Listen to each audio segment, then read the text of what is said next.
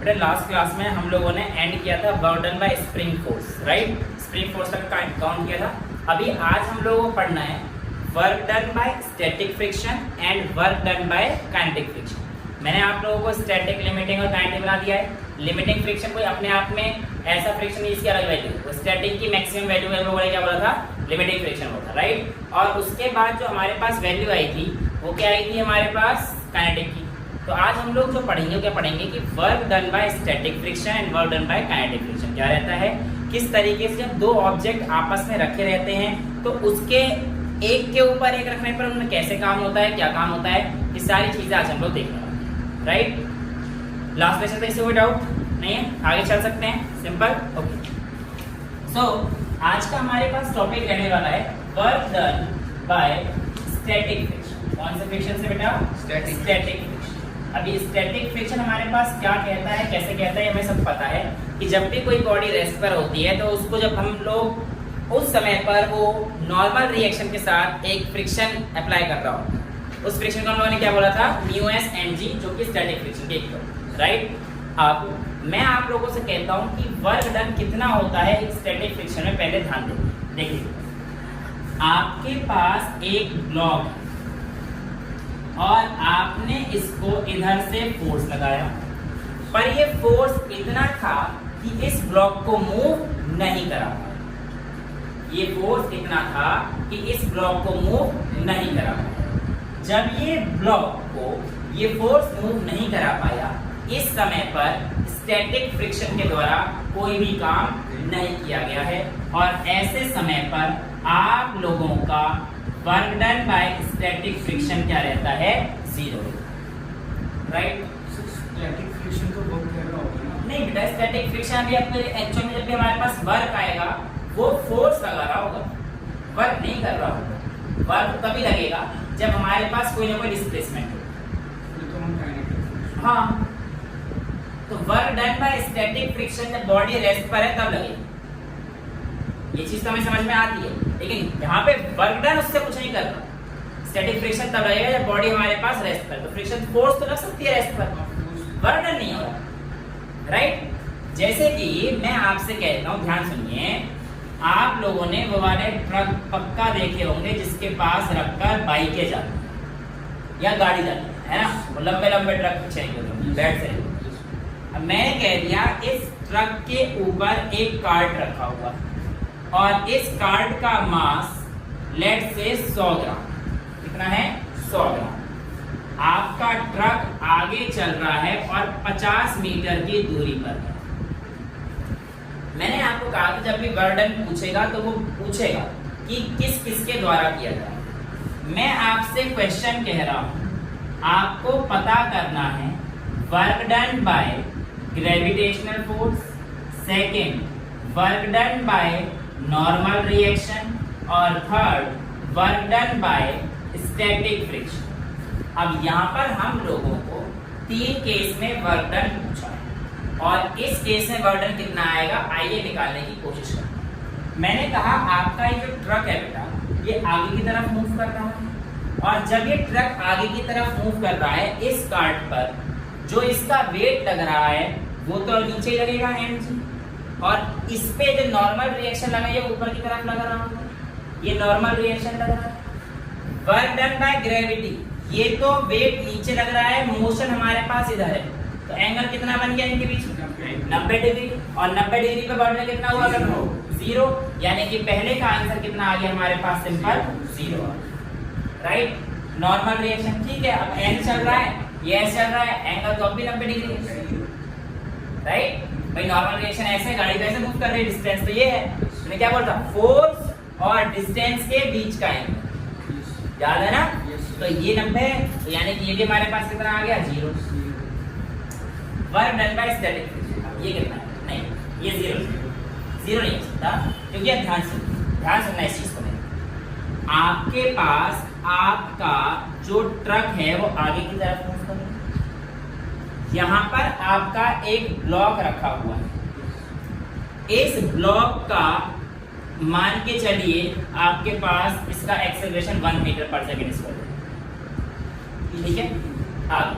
अब मैंने कहा कि ब्लॉक किस पे रेस्ट पर है। एक चीज मैंने बोला, जब भी हमारे पास कोई भी चीज आगे जाएगी तो मुझे ये चीज तो पता है कि यार रखी हुई चीज तो पीछे जाती है, रखी हुई चीज तो पीछे जाती है, लेकिन ये बॉडी पीछे नहीं जा रही। तो हमने आज तक एक चीज पढ़ी थी यार कि फ्रिक्शनल फोर्स हमेशा मोशन के ऑपोजिट लगती है, यानी कि इस बॉडी पे अगर फ्रिक्शन फोर्स लग रही है तो बेटा वो इस तरफ लगनी चाहिए फ्रिक्शन फोर्स स्टैटिक पर, जो भी रेस्ट पर है, इधर रेस्ट पर है। तो जब इधर की तरफ फ्रिक्शन फोर्स लग रही है तो यार गड़बड़ नहीं हो जाएगी, ये रेस्ट पे तो बॉडी इधर चलना शुरू कर लेगी। इसका मतलब ये कॉन्सेप्ट तो पक्का गलत है। अगर इस बॉडी को आपने रेस्ट पर रखा है तो बेटा इसमें जो फ्रिक्शन फोर्स है वो इस तरफ लग रही है। ये याद रखना, जहां पर भी हमारा मोशन हो रहा होगा उस तरफ ये लगेगी, क्योंकि ये उस समय पर बैलेंस कंडीशन में। अगर इस तरफ लगी तो इस तरफ मूव करना शुरू कर देगा ना, बाकी तो वर्क डन 0 है, इस तरफ का कोई बढ़ रहा हो उस तरफ चली जाएगी। तो हमारे पास ये क्या हो जाएगा, Fs मतलब स्टैटिक फ्रिक्शन इस तरफ लगेगा। तो वर्क डन क्या हो जाएगा हमारे पास, फोर्स इनटू में डिस्प्लेसमेंट, और स्टैटिक फ्रिक्शन का फोर्स इस तरफ लग रहा है, डिस्प्लेसमेंट भी इसी तरफ है, तो आपके पास एंगल कितना बन गया, 0 डिग्री का बन गया भाई। डिस्प्लेसमेंट भी इधर है, फोर्स ऑफ फ्रिक्शन भी हमारे पास इधर है, राइट। तो हमारे पास एंगल कितना बन गया, 0 डिग्री का बन गया। एफ एस की वैल्यू मैं क्या ले सकता हूँ, एम ए, म्यू नहीं दे रखा तो मैं एम ए ले लेता हूँ, जब तक म्यू नहीं दिया रहेगा आप यूज करेंगे, ठीक है बेटा। एम ए इनटू एस कितना है, 50 cos 01, सॉल्व कर देना आंसर आ जाएगा। मास आपको दे रखा था 100 ग्राम, ए आपको 1 दे रखा था, आपकी वैल्यू आंसर। यहाँ तक किसी बच्चे को कोई डाउट नहीं है, ये कहानी की सिंपल सा। पहले मैं आपको रिलेटिव मोशन समझाया था ब्लॉक के ऊपर ब्लॉक रखे हुए, फिर जो मेरी बुक है उसमें 1-2 क्वेश्चन है वो करा देता हूँ, और उसके बाद फिर एक और क्वेश्चन देता हूँ जिसमें 3-4 पार्ट पूछ रहे हैं। तो इससे हमारे पास स्टैटिक फ्रिक्शन के जितने भी डाउट होंगे वो सारे क्लियर होने की संभावनाएं काफी ज्यादा हो जाती है, ठीक है। देखिए मैं आप लोगों से कह रहा हूँ कि मेरे पास जो वैल्यू है वो किस तरीके से आती है स्टैटिक फ्रिक्शन, सुना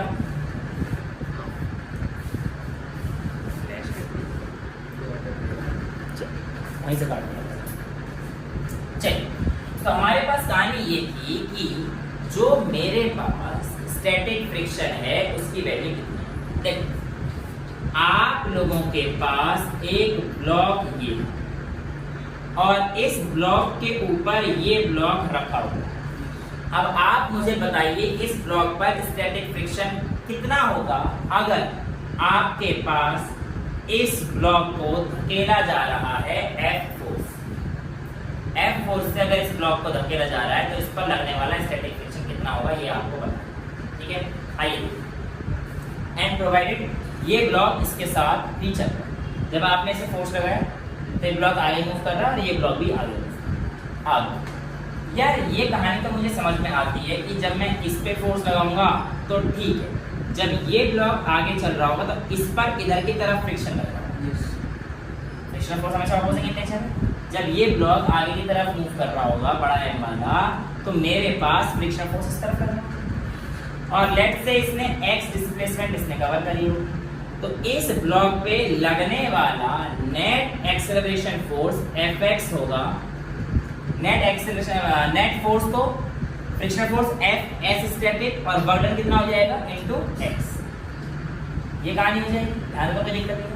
अब जो इस बॉडी पे लग रहा है ये वाला फोर्स कर, यानी कि इस पे लगने वाला Fx इधर सेम बात है, पहले कोई मैं अलग चीज है। लेकिन जब आपका फोर्स इधर लग रहा है, ये बॉडी रेस्ट पर है, ये बॉडी रेस्ट पर। बेटा हम लोग यहाँ पर थे कि मेरे पास जो नीचे वाली बॉडी है इसमें जो वर्क आएगा -F इंटू एक्स, राइट, क्योंकि हमारे पास आप इस तरफ जा रहे हो और इधर जा रहा है तो cos 180 हो जाएगा ना, cos 180 हो जाएगा। x का डिस्प्लेसमेंट इधर, f का इधर, तो 180 डिग्री एंगल बन रहा है, इसलिए -x, राइट। अब इस बॉडी को तो मैंने रेस्ट पर रखा है, राइट। ये बॉडी तो यहाँ पे रुकी हुई, ये बॉडी तो आगे पीछे नहीं भाग रही, भगाऊंगा अभी, भगाऊंगा, रुक जाओ, लेकिन अभी के तो रेस्ट पर। अब अगर ये रेस्ट पर है, बॉडी इस तरफ जा रही है, तो इसका जो स्टैटिक फ्रिक्शन हमारे पास काम कर रहा होगा वो किस तरफ काम कर रहा होगा बेटा, उसी डायरेक्शन इस तरफ, ब्लॉक मूव कर रहा है, यानी कि इसका जो स्टैटिक फ्रिक्शन है उस तरफ लग रहा हो। अब इस बॉडी का स्टैटिक फ्रिक्शन इधर लग रहा है और इसका जो लग रहा था इधर लग रहा था, राइट। इसका जो बर्डन आएगा वो कितना आएगा -fs × x, और इसका बर्डन कितना आ जाएगा fs × x, क्योंकि सेम डिस्टेंस तो मूव किया है बेटा। तो इसका जो बर्डन आएगा, बर्डन बाय छोटा m, ये आ जाएगा बड़ा m का, ये आ जाएगा बेटा, बिल्कुल सही कह रहे हो आप, लेकिन नेट बर्डन कितना आएगा?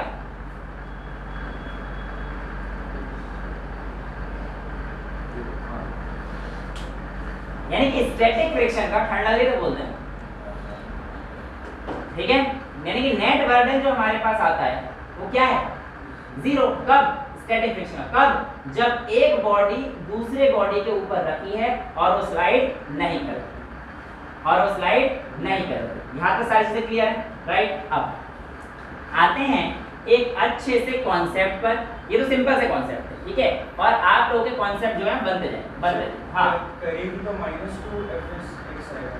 कौन सा? हाँ, अगर बात करेगा तो जो मैंने आपको पहले दिन समझाया था कि वहां से जाके वापस आए तब हमारे पास अगर आता है तो -2fx आता है, राइट। वो मैंने पहले करा दिया, लेकिन वो काइनेटिक फ्रिक्शन केस हो जाएगा, FK हो जाएगा, ठीक है, स्टैटिक नहीं रहेगी। अब मेरी बात ध्यान सुनो, अब मेरी बात ध्यान सुनना। यहाँ पर कहानी ये है बेटा, गलती मत पढ़ लेना, गलत क्वेश्चन मत पढ़ लेना। यहाँ पर इस बार आपके पास कोई भी एक एंगल दे रखा है, ठीक है, राइट। ये ब्लॉक का मास m है जो कि इंक्लाइंड है थीटा पर, और इसको मैंने एक सिस्टम के अंदर रखा है और इस सिस्टम ऊपर मूव कर रहा है v वेलोसिटी के साथ। ये मास मूव नहीं कर रहा, प्लीज, मास मूव नहीं कर रहा, मास फिक्स है, स्टेबल इक्विलिब्रियम। ये v वेलोसिटी से मूव कर रहा है इन टाइम इंटरवल t। आपको बताना है work done by normal reaction, work done by gravitational force और work done by static friction कितना हो, राइट। वर्क डन इस ब्लॉक पे, हाँ, इस पे ये सब कितना कितना काम कर रहे हैं, अरे ऐसे लेके जा, राइट। अब देख, गलती बच्चे कहाँ करते हैं पहले ऐसे केस में कि आप लोग जो है इसको मूव करना शुरू कर दोगे, इसने ये मूव नहीं करता। पहली बात तो ये रेस्ट है, और ये इक्विलिब्रियम की पोजीशन को मेंटेन करते हैं, ठीक है। तो हमारे पास सबसे आसान होता है work done by gravity find, work done by gravity find. अब देखिए ग्रेविटी फाइंड करते समय मैं क्या करता हूँ, मैंने कहा इस मास m का, m उड़ा रहा हूँ, इस मास m का ये mg है, ये वाला कंपोनेंट और ये वाला कंपोनेंट आप लोगों को अब बहुत अच्छे से पता है, ये mg cos थीटा है और ये mg sin थीटा है। इसमें तो किसी बच्चे को कोई दिक्कत नहीं है। यहाँ पर मेरे पास जब ये इस तरफ जा रहा है तो लगने वाला फ्रिक्शन का फोर्स ये ऐसे लग रहा है, और डिस्प्लेसमेंट कितना हो रहा है ये कौन बता सकता है? डिस्प्लेसमेंट, हाँ, या डिस्टेंस। कोई चीज आपको दे रखी है डिस्टेंस के लिए? नहीं। लेकिन इसने कहा है कि एक टाइम इंटरवल t दे दिया था और v से मूव कर रहा था, तो आपको पता होना चाहिए x v × t। हमारे पास 9th क्लास का फॉर्मूला है, speed equal distance upon time, तो distance equal speed upon time हो जाएगा। तो x v से मूव कर रहा है बेटा, और t टाइम के लिए मूव कर रहा है, तो डिस्टेंस हमें मिल गया। कहीं पे भी जहाँ पे मेरे को s लिखना होगा मैं क्या लिखूंगा, s की जगह पर v × t लिखूंगा। अब work done by gravitational force, बेटा ध्यान से देखिए, इस बॉडी का जो मास वो तो नीचे है, और ये जो ऊपर जा रहा है ये हमारे पास क्या लग रहा है, डिस्टेंस। v × t तो डिस्टेंस जा रहा है, ऊपर जा रहा है, या तो ऊपर जा रहा है, बिल्कुल ये ऐसे जा रहा है ना, इस पे v × t लगा। नॉर्मल कहां ले, क्या बेटा? नॉर्मल कहां ले? नॉर्मल बेटा ऐसे जाता है मेरे लाल, ये नॉर्मल रिएक्शन तो mg cos थीटा को बैलेंस करता है। थोड़ा कंपोनेंट रिजॉल्व पे ध्यान दीजिए, समझ आ रहा है? सबको समझ में आ रहा है? कोई दिक्कत तो नहीं है? ब्लॉक भी तो पड़ जा रहा है बेटा। तो आपके पास वर्क डन हमारे पास mg और vt होगी, क्योंकि vt हमारे पास डिस्टेंस है और mg नीचे फोर्स लग रहा है। तो work done by gravitation is equals to f × s cos theta. f की वैल्यू mg, s की वैल्यू v × t, और cos थीटा cos 180, इसलिए इसका वर्क डन कितना आ जाएगा, -mgvt। तो हमारे पास पहले ये वैल्यू हो -mgvt, राइट। दूसरा था work done by normal reaction, work done by normal reaction. अब नॉर्मल रिएक्शन ने कितना काम किया देखिए, work done by normal reaction की अगर हम लोग बात करते हैं तो नॉर्मल रिएक्शन के जो काम है वो किसके इक्वल है, mg cos थीटा के इक्वल है। तो हम लोग क्या गलती कर देते हैं, आप अपना आंसर लिख देते हैं mg cos theta into v into T, और mg cos theta v T answer लेते हैं, लेकिन आंसर ये है नहीं, आंसर ये है why this answer is not here, ये हमें जानना राइट। अब ध्यान से मेरी बात ध्यान सुनो, वर्क डन क्या होता है, फोर्स इनटू डिस्प्लेसमेंट, यानी कि जिस डायरेक्शन में फोर्स दे रखा है और जिस डायरेक्शन में डिस्प्लेसमेंट दे रखा है उसके बीच का एंगल तो तुम भूल गए, और उसके बीच का ये जो एंगल है ये थीटा है, F इंटू एस, एस तो ये ना v इंटू टी। ये गलती मत करना, जब ऐसे क्वेश्चन देंगे इसमें दिमाग लगाना कि हमें एफ एस कॉस थीटा, हर जगह हम लोग इसका इस्तेमाल करते नहीं है, ये हमारे बुक में ज्यादा चीजें एफ एस होता है, थीटा 0 होता है, माइनस होता है, लेकिन जब ऐसे केस में देखा तो फोर्स हमारे पास ये लगना है नॉर्मल वाला बेटा, और डिस्टेंस हमारे पास vt, मैंने आपको सबसे पहले ये चीज समझाई, तो ये आ जाएगा आपके पास नॉर्मल का, ये मत करना, mg into vt into cos theta, F S cos theta, समझ में आ गया। अब एफ एन की value mg cos theta equal है, समझ में आ गया, ठीक है। तो वर्क डन बाय नॉर्मल कितना आ जाएगा, mg into vt into cos square. यहाँ तक किसी बच्चे को कोई डाउट है?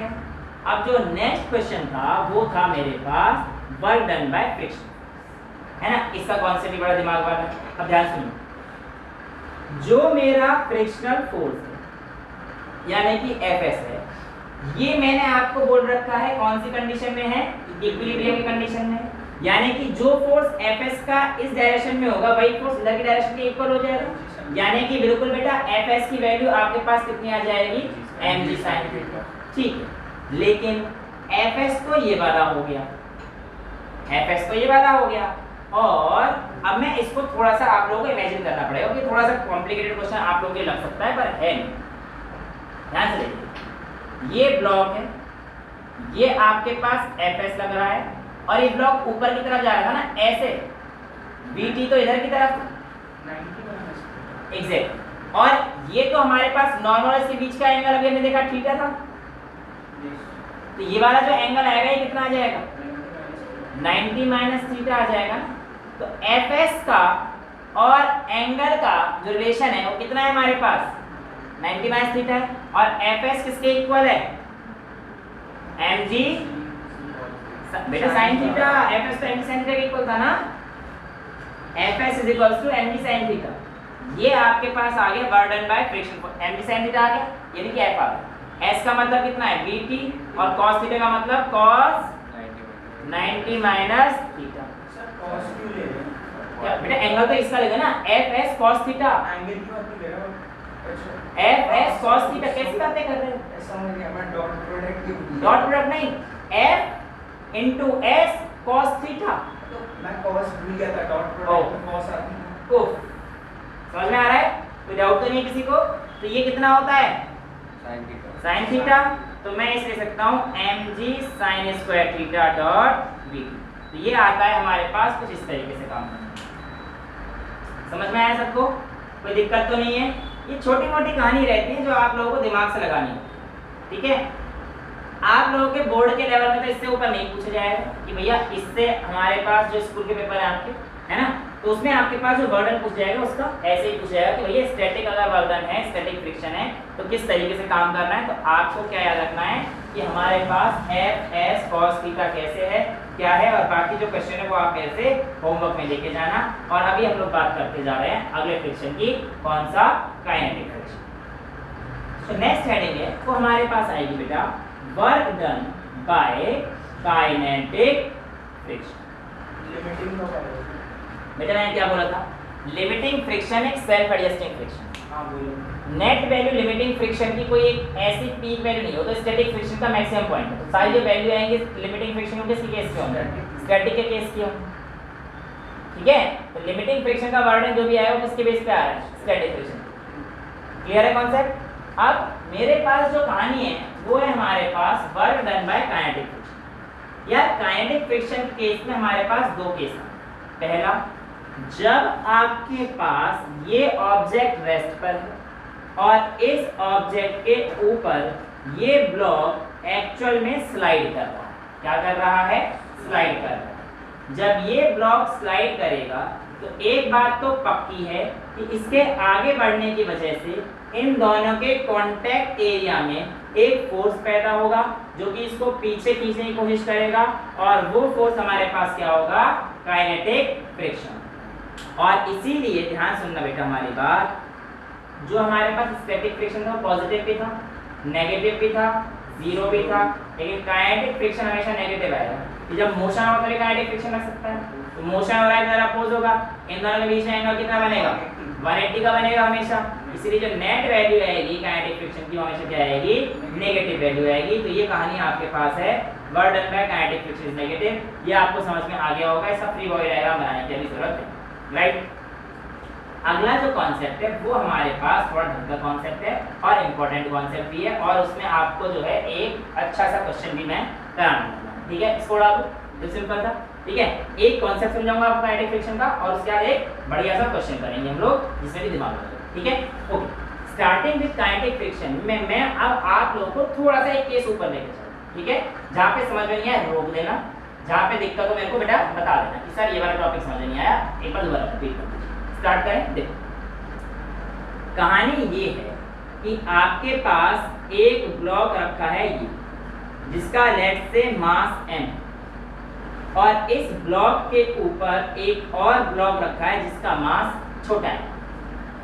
इस बार कहानी ये है कि ये जो ब्लॉक है जिस पे ये वाला मास रखा हुआ है ये भी मूव कर रहा है और इसके ऊपर से ये वाला ब्लॉक भी इसके ऊपर मूव कर रहा है। समझ में आ रहा है? ये जो मूव किया है लेट्स से ये x डिस्टेंस की दूरी पे मूव, किसकी डिस्टेंस की दूरी पे मूव किया है? x डिस्टेंस की दूरी पे। और मेरा सीधा सवाल है कि जब ये x डिस्टेंस की दूरी पर मूव करेगा तो आप मुझे बता दीजिए भैया कितना काइनेटिक फ्रिक्शन लगेगा, ये आप लोगों ने बताया।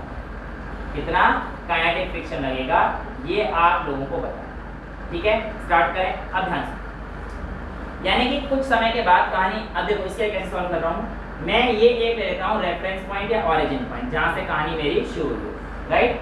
कुछ समय के बाद मेरे पास शायद, अगर मैं आप लोगों को समझा पा रहा हूँ सही से, तो कहानी कुछ ऐसी होगी कि ये जो ब्लॉक है m मास का वो तो मेरे पास x2 डिस्टेंस की दूरी पर होगा, और जो छोटा वाला m मास है ये मेरे पास x1 की डिस्टेंस पर दूरी पर होगा, प्रोवाइडेड है कि हमारे पास ये डिस्टेंस कोई d चला है, ये डिस्टेंस कोई d चला, इतना चला है कि ये मास जो छोटा मास है इसके ऊपर है ना। अभी जब मैंने पिछले बैच में क्वेश्चन कराया तो वहाँ पे एक बच्चे का बड़ा अच्छा सवाल है, उसने कहा सर x1 और x2 में अगर आप ये कह रहे हो तो x1 गिर गया तो फिर क्या निकालें? मैंने बात तो सही है, बच्चे की बात सही थी। तो भैया ये वैल्यू मैं आपको दे रहा हूँ कि ये जो m ब्लॉक है चलते चलते गिरा नहीं है, बस ये जब जहाँ तक d डिस्टेंस तक चला है उस समय तक के लिए आपसे पूछा है कि जो आपके पास work done by kinetic friction आएगा वो कितना है। समझ में आता है? यहाँ तो कोई दिक्कत नहीं है। अभी आपको समझ में आएगा कि m मास का ब्लॉक अगर आगे चला है इस पॉइंट से x डिस्टेंस आगे होगा, x डिस्टेंस आगे होगा। वैसे मैंने आपसे कहा था कि ये x डिस्टेंस से मूव किया है, ये तो बड़ी दिक्कत हो रही है, ये तो बड़ी दिक्कत हो रही है। अभी के लिए इसे x2 मान सकते हैं। अभी के लिए मैंने क्या बोला, ये जो ब्लॉक m है ये x मूव किया है, मैंने क्या बोला, ये ब्लॉक x मूव किया, लेकिन अभी के तो हमें x कहीं नजर नहीं आ रहा है, अभी के लिए नहीं आ रहा, लेकिन आ जाएगा, थोड़ी देर में आ जाएगा। यहाँ तक लगाओगे कॉन्सेप्ट को समझने में कोई दिक्कत तो नहीं है। ब्लॉक मूव किया और नीचे का प्लैंक भी मूव किया जिस पे रखा हुआ। आगे चले। अब सुनो, अगर बेटा इस बॉडी पर ये इस तरफ मूव कर रहा है d से, तो लगने वाला काइनेटिक फ्रिक्शन किधर लगेगा?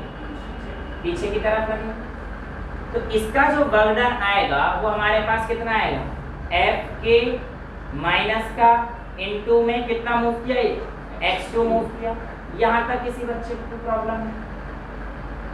यहां तक किसी बच्चे को कोई प्रॉब्लम है? अब इसके केस में फ्रिक्शन का केस थोड़ा सा हो जाएगा अलग। क्या अलग हो जाएगा कि इस बॉडी के आगे चलने पर फ्रिक्शन इधर लगेगा, हमें तो यही चाहिए था, लेकिन इस बॉडी के आगे चलने पर फ्रिक्शन इस तरफ लगता है। ऐसा क्यों, कोई बता सकता है? देखो पहला वाला केस तो हमें समझ में आता है स्टैटिक का कि सर वो रेस्ट पे था और उसको पीछे ना गिरने के लिए साफ साफ समझ में आ रहा है कि उसका फ्रिक्शन आगे, लेकिन इसके केस में तो भाई साहब ये आगे चल रहा है। हो हाँ, ऐसा कुछ होता हुआ नजर तो आ रहा है तुम्हें? सर ये आगे चल रहा है, फ्रिक्शन तो पीछे रहना चाहिए था।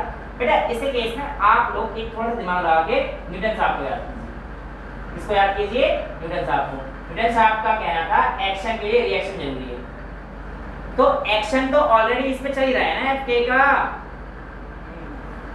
तो एक्शन का रिएक्शन इधर हो जाए, ऐसे सॉल्व। यानी कि जब भी हमारे पास पहली बात तो मैंने तुम्हें समझाया जब बॉडी एक्सेलरेट कर रही है उसके ऊपर जा रही है तो हमेशा फ्रिक्शन उस तरफ लीजिए, लेकिन मैं आप लोगों को समझा रहा हूँ हर बार कहानी अलग तरीके से समझाई जाती है। जब स्टैटिक फ्रिक्शन है तो कहानी कुछ और लोगे भाई, आंसर आपका परफेक्ट आ रहा है, मुझे उससे दिक्कत नहीं है, लेकिन कॉन्सेप्ट गलत नहीं होना चाहिए। मुझे पता है आप लोग यहाँ पे आगे फ्रिक्शन ले लेते हैं एफ के और आप कोई दिमाग नहीं लगाते इसे कि यार न्यूटन का थर्ड लॉ भी यहाँ पे एप्लीकेबल होता है। नहीं, हमें तो सर ये पता है बॉडी मूव कर रही है आगे तो फ्रिक्शन आगे। बेटा सर बॉडी मूव कर रही है आगे तो एक फ्रिक्शन पीछे ही लगता है इसका, हैं? ऐसे तो फ्रिक्शन ही कैंसिल आउट है, फिर तो बॉडी मूव ही नहीं करेगी ना। समझ में आया कहानी? नेट वैल्यू यहाँ पे इसका जो एक्शन है, इस ब्लॉक के एक्शन पे इसका रिएक्शन आ रहा है बस, इसलिए इसका फ्रिक्शन कहाँ जा रहा है हमारे पास एफ के आगे की तरफ। बेटा कोई डाउट है किसी को? आगे चल सकते हैं। इसका वर्डन कितना निकाल लेंगे? ये आ जाएगा वर्डन बाय बड़ा एम। अब निकालिए वर्डन बाय छोटा एम। एफ के जिस डायरेक्शन में आप हैं उसी डायरेक्शन में इधर चल रहा है, ये प्लस का आ जाएगा। Net work done W1 plus W2 वर्ग एक्सटर्नल क्वांटिटी आराम से जोड़ सकते हैं। तो यानी कि ये आपके पास आ जाएगा एफ के, अगर मैं कॉमन ले लेता हूँ तो मेरे पास आ जाएगा x1 माइनस x2, राइट? ये कहानी क्लियर है? ये कहानी क्लियर है? तो बेटा आपके पास ये वर्डन आ गया और x1 माइनस x2 की वैल्यू क्या है? x1 माइनस x2 की वैल्यू क्या है बेटा? x। देखो जरा मैंने क्या बोला, ये ब्लॉक x मूव किया है तो यहाँ से लेकर यहाँ तक की वैल्यू आएगी जब आप x2 में से x1 माइनस करोगे तो ये x। जब भी हमारे पास नेट वर्क डन निकालिएगा तो आपके पास कितना आ जाएगा? एफ के इंटू एक्स, जो काइनेटिक फ्रिक्शन दे रखा होगा बॉडी का। ये चीज़ हमारे पास दे रखी होगी और ये चीज़ आप लोगों को रखनी भी है दिमाग। यहाँ तक किसी बच्चे को डाउट? क्लियर है? अच्छा, ये भी बता सकते हैं कि अगर हम लोग इस बॉडी को पहले लेके चलते, इस बॉडी को पहले लेके चलते तो देखो तो क्या कहानी है। ध्यान से देखना है, आंसर अगर मैच नहीं करेगा ये वाला तो इसके केस में अब हमारे पास इसका फ्रिक्शन मैं इधर की तरफ लेता तो क्या लिखता? एफ के, हाँ बेटा इसका देखो ना, अब मैंने इधर मान लिया ना इसका फ्रिक्शन, तो इसका x1 इधर, तो एफ के इंटू x1 माइनस का। अब इसके रेस्पेक्ट में इसका एक्शन रिएक्शन होगा तो ये इसका f बड़े वाले के इधर लगेगा, तो इस बार हो जाएगा छोटे वाले m का बड़े वाले m का इज इक्वल्स टू एफ के माइनस, इस बार प्लस आएगा इसका एफ के बराबर x2, राइट? तो यहाँ पे हमारे पास वर्डन कितना आएगा? f1 plus f2। f के कॉमन ले लेंगे तो हमारे पास कितना आ रहा है बेटा? x2 minus x2। अभी x2 तो छोटा है तो यानी कि मेरे को इसमें बाहर माइनस की मल्टीप्लाई करनी पड़ेगी, तो माइनस एफ के इंटू x1 बाय x2 ये हो जाएगा और ये हमारे पास x आ जाएगा, तो w is equals to minus F के इंटू एक्स। वैसे जो आपके पास एप्रोप्रिएट और अच्छा जो चीज है वो ये वाली। क्या बोला था मैंने अभी आपको कि काइनेटिक फ्रिक्शन हमेशा क्या आएगा? नेगेटिव। इसका जो हमने ये वाला कॉन्सेप्ट किया था, ये वाला अप्रोच किया था, हमारा गलत है। साफ समझ में आ रहा है ना? मैंने आपको भी दो तरीके के दिखाए, इसको करने का तरीका ये, बट ये बताना जरूरी है क्योंकि बच्चे से पॉजिटिव आंसर आ जाता है। समझ में आ रहा है क्यों क्या दिक्कत आएगी? मैंने आपको सबसे पहले क्या समझाया, काइनेटिक फ्रिक्शन का नेचर कैसा रहेगा? नेगेटिव रहेगा। यहाँ पे तो पॉजिटिव आ रहा है, ये बात तो आपने बताई ही नहीं, लेकिन वहाँ देखो बेटा वो इसलिए गलत था क्योंकि मेरा अप्रोच गलत था। जो मैं आपको बता रहा था वो गलत था। मेरे को जब एक ब्लॉक मूव कर रहा है ना, इसका जो काइनेटिक फ्रिक्शन है ये पीछे, और सिस्टम पे ये तो पीछे लग रहा है, पर इस एक्शन का एक रिएक्शन इस पे आगे लग रहा है, तो बड़े वाले ब्लॉक पे जो नेट फ्रिक्शन है वो आगे जाएगा, बड़े वाले ब्लॉक पे आगे लगेगा। ये तो आगे चल रहा है ना, तो इस बॉडी के ऊपर स्लाइड कर रहा है। आपकी बात कहानी क्या है, ये इस पे मूव कर रहा है इधर, ये इधर मूव कर रहा है, तो इसका फ्रिक्शन तो पीछे लगेगा ना। और ये तो एक प्लैंक पे लगा हुआ है, जब प्लैंक आगे मूव कर रहा है तो लगेगा तो ग्राउंड पे भी, पर ये हमारे पास नेट वैल्यू प्लस हो जाएगी। तो इसको बैलेंस करने के लिए, इधर नेट फ्रिक्शन तो देना था ऊपर वाले का, इसको बैलेंस करने के लिए हमारे पास एक फ्रिक्शन किसका लगेगा, ब्लॉक का आगे। समझ में आता है, कोई दिक्कत तो नहीं, थोड़ा सा कॉम्प्लिकेटेड तो नहीं था, इजी है। बस ये चीज याद रखना कि हमारे पास ये वाला जो मेथड है, हम लोग ये करके पेपर में ना आए और ऐसी गलती हम लोग कर देते हैं, इसीलिए हम लोग को ध्यान, ठीक है। मैंने ही कर दी थी गलती, बट ये गलती आपने कर, ठीक है, मैं भी ध्यान नहीं दिया आपको बताना। और ये बुक में देखा तो माइनस से के, तो मैंने कहा अच्छा ये बता, तो मैं भूल गई। हाँ बिल्कुल अच्छी बात है, जितनी गलती करें वो सीखना है, गलतियों से सीखना तो है, ठीक है, तो कोई बड़ी बात नहीं है, ह्यूमन बीइंग्स हैं, मिस्टेक्स तो हो जाती हैं, कोई चीज़ नहीं, बट मिस्टेक्स सीखना। समझ में आया। तो अब मैं आप लोगों को आज का एक आखिरी क्वेश्चन देता हूँ, इसके बाद हमारे पास ये work done by static friction, kinetic friction और स्प्रिंग फोर्स, तीनों क्वेश्चन क्या हो जाएंगे, खत्म हो जाएंगे, ठीक है। और टॉपिक को हम लोग अगली क्लास में आगे बढ़ेंगे, ठीक है। क्वेश्चन बहुत बढ़िया है, एक 10 ग्राम का ब्लॉक है, इस प्लेस इतना कांस्टेंट फोर्स 100 न्यूटन का, जो कि इससे और डिस्प्लेसमेंट हुआ है इतना, और कोएफिशिएंट ऑफ फ्रिक्शन दे रखा है, वर्क डन निकालना है अप्लाइड फोर्स से, ग्रेविटी से, नॉर्मल, ठीक। मैं बताऊं, क्वेश्चन ये है कि एक 10 किलो का ब्लॉक, और इस ब्लॉक पर एक आदमी यहाँ पे रस्सी खींचता है, फोर्स लगाता है जो कि इस ग्राउंड से 37 डिग्री पर लगा है। इस फोर्स का मैग्नीट्यूड दे रखा है 100 न्यूटन, और ये जो ब्लॉक है इसके और फ्लोर के बीच में जो कोएफिशिएंट ऑफ फ्रिक्शन है वो आपको 0.4 दे रखा है, और तो कुछ दे रखा है, बिल्कुल ये दे रखा है। अब आपसे पूछा गया है वर्क डन कितना होगा by gravitation, by normal reaction, work done by applied force and work done by kinetic friction. ये शायद मेरे हिसाब से 4 कहानी पूछी है, जी हाँ, ये 4 कहानी आप लोगों से पूछी है, और इस कहानी को आप सॉल्व करने की कोशिश कर पाएंगे तो ठीक है, वरना मैं तो कर ही दूंगा।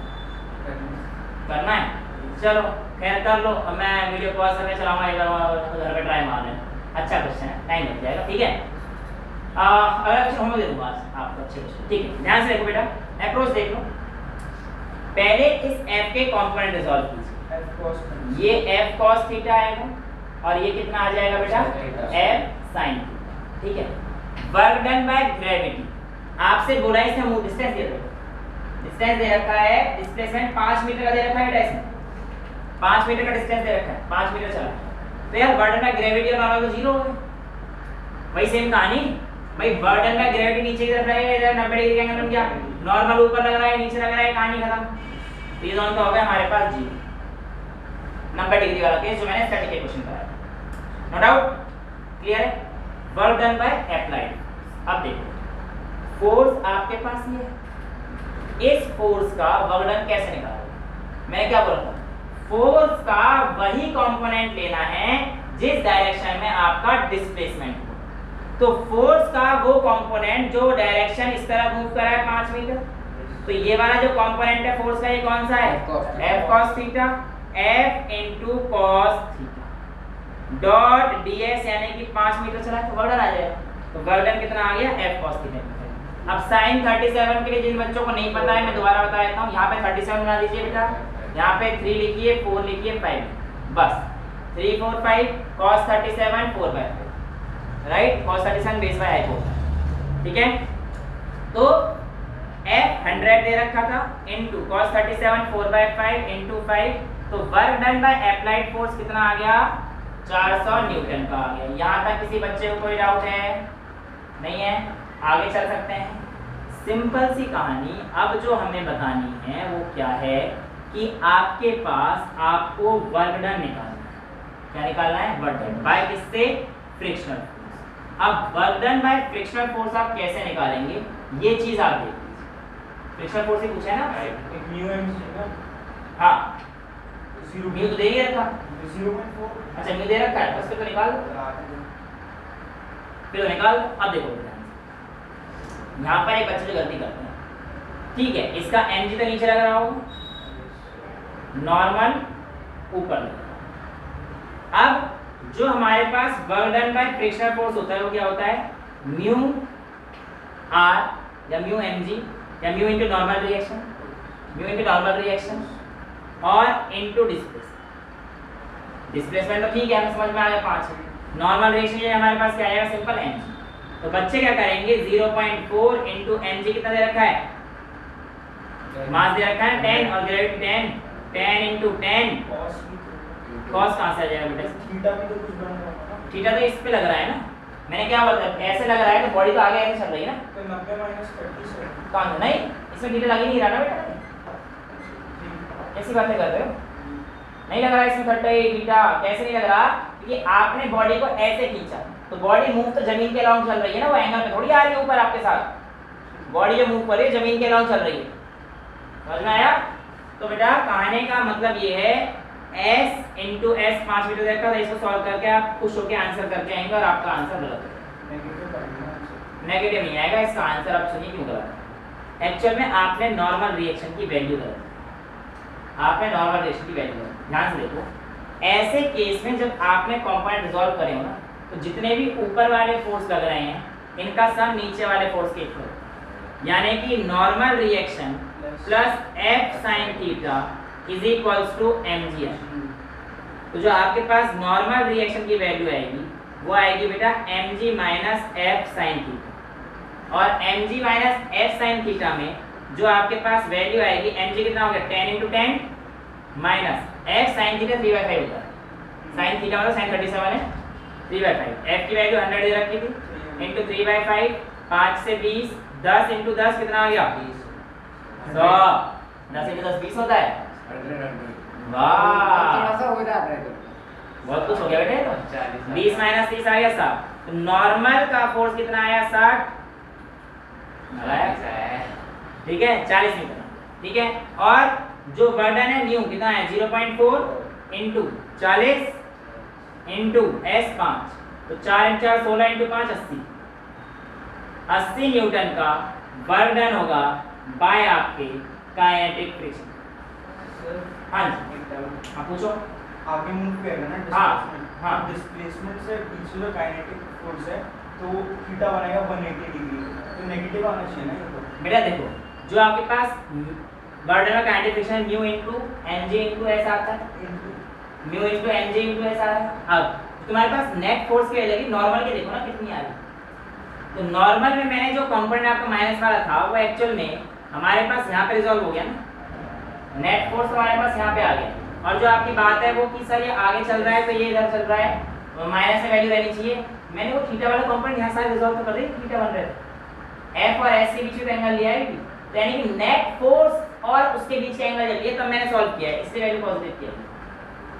नेट फोर्स क्या है नॉर्मल का नेट फोर्स देख, म्यू एम जी जो आई है वैल्यू नॉर्मल का नेट, नॉर्मल रिएक्शन नेट आएगी ये वाली, डायरेक्ट एम जी लेते तो आंसर नेगेटिव आना चाहिए था, उसे केस में आएगा भी लेकिन वो गलत हो जाएगा कि वो हमारे पास नेट वैल्यू नहीं आएगी, सिर्फ एक वैल्यू आएगी, ठीक है। तो जो ऊपर वाले लग रहे हैं उनको बैलेंस कीजिए नीचे के साथ, तो इस तरीके से हमारे पास छोटी मोटी कहानी रहती है, ठीक है। और इन्हीं से ही आप लोगों के क्वेश्चंस लगभग सॉल्व हो जाएंगे, बाकी जो भी आपके डाउट्स आते हैं वो पूछ लीजिएगा।